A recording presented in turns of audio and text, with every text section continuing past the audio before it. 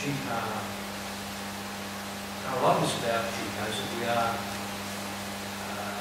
a family club. We talk about it all the time. And it's a sort of place where you can not feel intimidated. See, back in the old school, great instructors were sort of macho, sort of pseudo-militaristic, sort of beat them up and sort of. You know, I know instructors who actually don't commentate with students in the first class. They the hell out of it. They just done down. And it took us to who knows a guy called Joe Morrison? It took another time. They did a bit of people around who was pretty quite aggressive and was very personalised, had this sort of heavy attitude about the program. Well, you just shouldn't be like that. You cannot like that. We have an order class, we have a structured class, but there's got to be fun, enjoyment class. You've got to be a human being to be and when we do that, we have a physical, sweaty, hard work environment that is enjoyable, that is where, you know, but it's even more than that. I mean, obviously, we're not a religion, but religion and churches and places like that thrive on, you know, giving a philosophy, you might say, or philosophy, or whatever, get away from this word out of what their religion is about. Well, we're not a religion, but as we do karate, as we talk about deeper things in our lives, things, it's nice for you guys to become more deeper things, people which I think that's where you start with those things, you learn some of the stuff in GKR. So I want it, not as a conscious thing, but as in other words, as a natural thing. I've enjoyed some of the things I believe in, some things that give me some extra things in life, you know. So they're you know, one of them is one common thread in our life is we want to be disciplined and emotional strength and develop breakthrough barriers, you know. That's a common thing in all of them, you know. It's frustrated with the arguing for a certain project or something we'd like to do because we're disappointed, you know, and so determination, attitude, focus, commitment, making strong decisions, having courage, you know, all those things are part of stuff that I learned in the early days and try to integrate in my life to make people successful people try to do it. I don't think it's successful as in success, you know, a shallow definition, but to be able to live life a bit fuller and more full. So as you guys pick up on those things, you can have you can develop some philosophy in life, and then you integrate that with the relationships, the friendships, the whole thing is great, and we have something that really becomes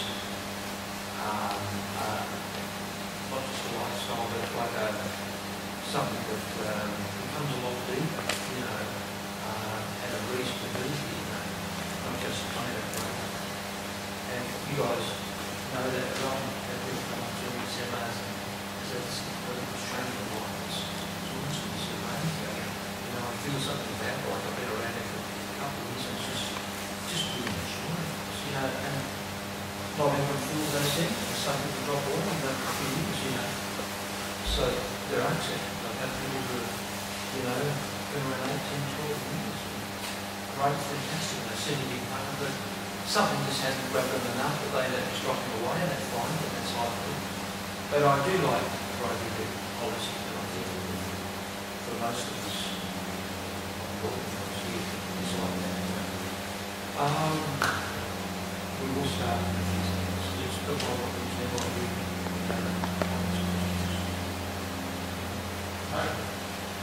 How much do you said about the friendly approach in GKR, how much does it have the art from the original karate on your back? How does that relate? It's interesting. Well, I'm not sure actually, because even in the Yamaguchi family, that I was Goju Kai, so you know, Gogen Yamaguchi, he had 3 sons, go side, go send, go shoot. And go side, he had a big fallout. They had a big family. And go side went to San Francisco and started teaching karate, his own club, working hard. So go send, ended up doing the same thing and ended up dying a few years ago. And so that family was fragmented.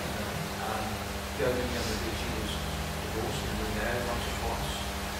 So, you know, you think Japanese sort of special, not necessarily. So I haven't seen, obviously there are some, but I know that for myself, the way I see, I don't try to follow an Eastern philosophy, you know, so I don't try to, don't presume to. It doesn't turn me on. I'm not negative towards it, but Shintoism and the other Eastern religions, they're just there, and I'm not prejudiced. I hope it's not part of my religious sort of thing, or I just see the physical karate for what it is, and just want to get a great physical karate and all the great benefits that come from that, which is how I feel about life. And so it comes that that's what I want to just build to GKR. We don't have to be an Eastern, we're not an Eastern, unless you happen to be Eastern religion, what you do, that's great, but it's, you know, it's all about, to me it's all about the relationship. It's all about good karate, good friendship, good relationship, sort of living better, living discipline, living in a whole way, and that is our philosophy, but there's nothing special I've seen over there. So there probably are, I'm sure there are some Japanese families and I own families have been glued together with their karate. You were mentioning about doing a sort of survey of students or the Italian marketing student group. And does that also incorporate students that perhaps haven't attended classes or have dropped off as well? Well, what we're going to be doing is following through with a new person who just got joined to make sure they get their first class. We're going to do a phone call. This is saying they have in Australia, but we're going to do it around the world. Phone call the next day, see how they enjoyed their first class. Maybe a follow-up phone call a month later. And then maybe another one a month later. So there'll be 3, 4, maybe 5 calls. And that person will get used to talking to, I won't necessarily be their sensei, I won't necessarily be a person designated. It'll be somebody who does karate. But they'll get used to somebody like, you know, I'm from the student support team, and I'll call you, and my name's Rachel, my name's Tom, and we're just here to, you know, just answer any questions, help you in any way. We'll hopefully won't be businessy, so to speak. You know, we're far from it actually. We want this person, so I'm here just to ask you any questions. We also hear, look, here's an example. My son Matthew started doing some of this recently. And he was calling some people who